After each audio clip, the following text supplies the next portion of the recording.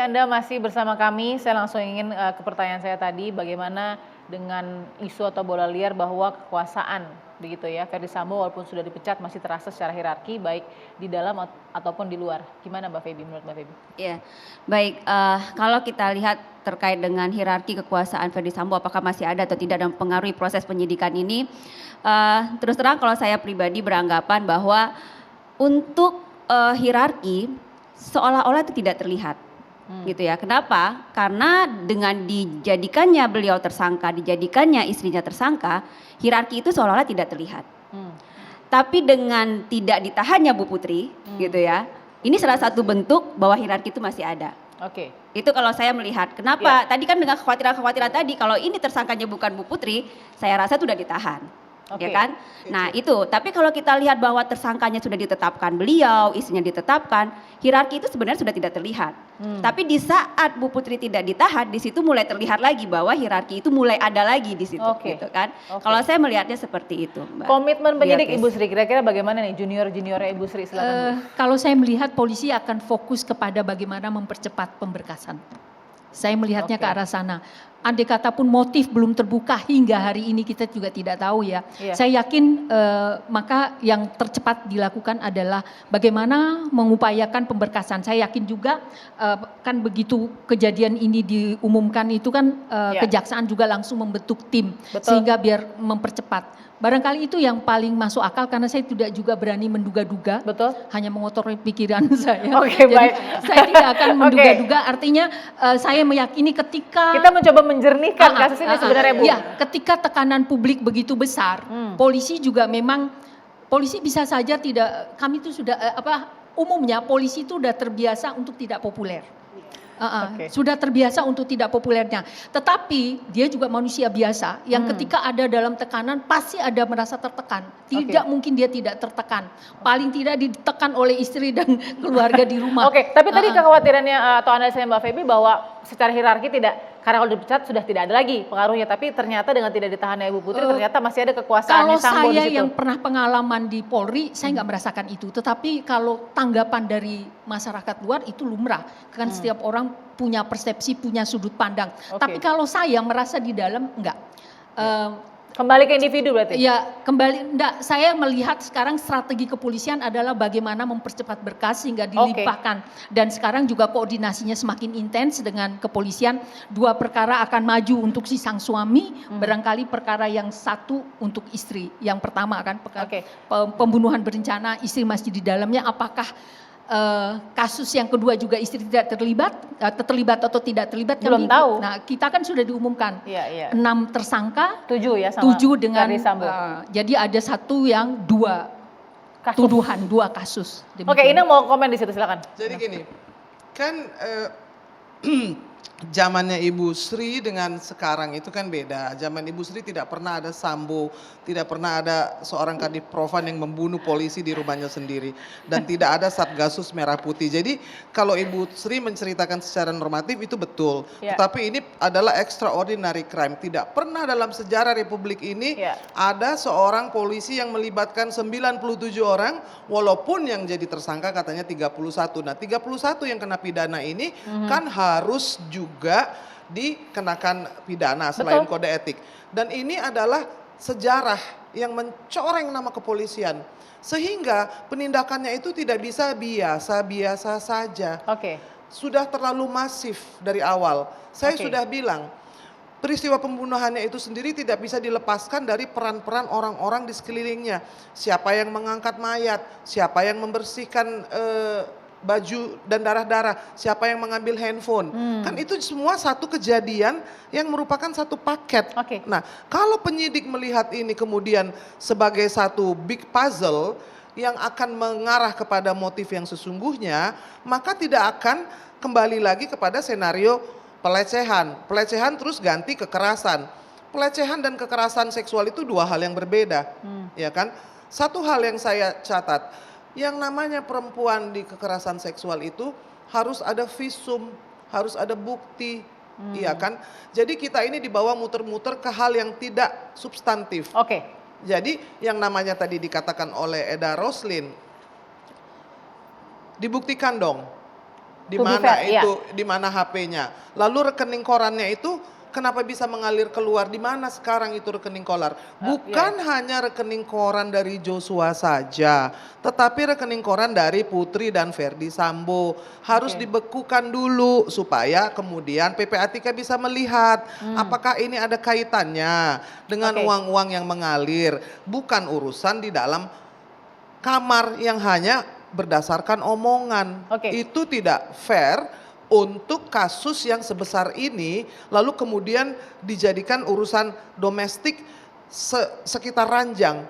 Sementara Joshua itu sudah sarjana hukum, pacarnya cantik jelita, Vera Simanjuntak, dia mau menikah tahun depannya. Dia juga tidak mau jadi ajudan selamanya, dia mau berhenti jadi ajudan. Baru diangkat jadi Satgasus Merah Putih 1 Juli. Tapi kita bisa melihat bahwa dia melampaui apa yang sedang dilakukannya sebagai ajudan. Iya dong, ada cita-citanya bahwa dia ingin jadi perwira, dia ingin menikah, dia sudah menyelesaikan pada waktu wisuda itu. Dari semua ajudannya yang niat sekolah itu cuman Joshua. Dan saya ceritakan kepada kamu, bukan hanya dia, ibunya ikut ngambil Universitas Terbuka bersama 3 anaknya, jadi 4 dari mereka itu jadi sarjana. Kenapa? Karena kesibukan, kekurangan uang, atau hidup yang sangat sederhana tidak mematikan mimpi bukan hanya Joshua tapi keluarganya untuk mendapatkan hidup yang lebih baik. Jadi kalau kita ditarik lagi ke urusan pelecehan, urusan kekerasan, Komnas HAM harus bicara, Komnas Perempuan.